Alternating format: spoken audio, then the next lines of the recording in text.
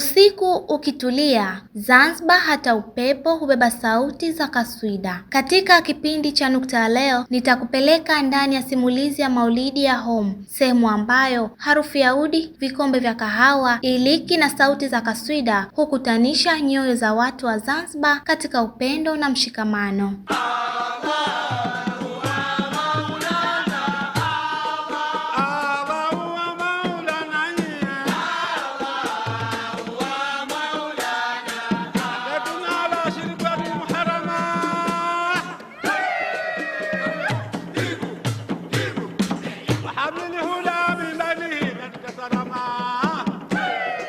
Leo si mkusanyiko wa kawaida, bali ni usiku unaobeba historia, mila na utamaduni ulioathiriwa kutoka kizazi hadi kizazi ndani ya visiwa vya Unguja na Pemba. Katika mitaa ya Stone Town hadi vijiji vya mbali vya Zanzibar, Maulidi yameendelea kuwa sehemu muhimu ya maisha ya watu wake. Sauti za kaswida zinapopaa usiku huleta utulivu wa moyo na kuikumbusha jamii juu ya mapenzi kwa Mtume Muhammad sallallahu alaihi wasallam.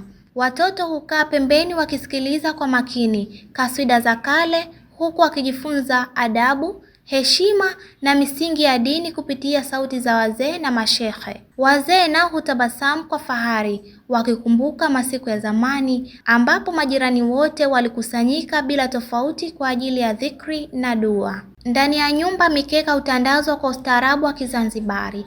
Vikombe vya kahawa ya iliki huzunguka mikononi mwa wageni, huku harufu ya urojo, vitumbua na maandazi ikipenya hewani. Kila anayefika hupokelewa kwa bashasha, kwani katika utamaduni wa Zanzibar, mgeni ni sehemu ya baraka ya kikao. Maulidi yameendelea kuwa daraja la kuunganisha familia, ndugu na jamii. Ni sehemu ambayo waliokaa mbali hukutana tena, waliokusana husameheana na nyoyo hukutana kwa salamu za amani na mapenzi. Vijana hushiriki kwa sauti za pamoja katika kaswida, wakirithishwa urithi wa utamaduni ambao umeendelea kuishi kwa miaka mingi. Midundo ya dafu na sauti za kaswida hupa usiku ule utulivu wa kipekee unaopatikana Zanzibar pekee. Na pengine uzuri wa Zanzibar haupo kwenye bahari yake ya samawati wala majengo yake ya kale pekee, bali upepo pia kwenye vikao hivi vya Maulidi vinavyofufua utulivu wa nyoyo na kuimarisha mshikamano wa jamii.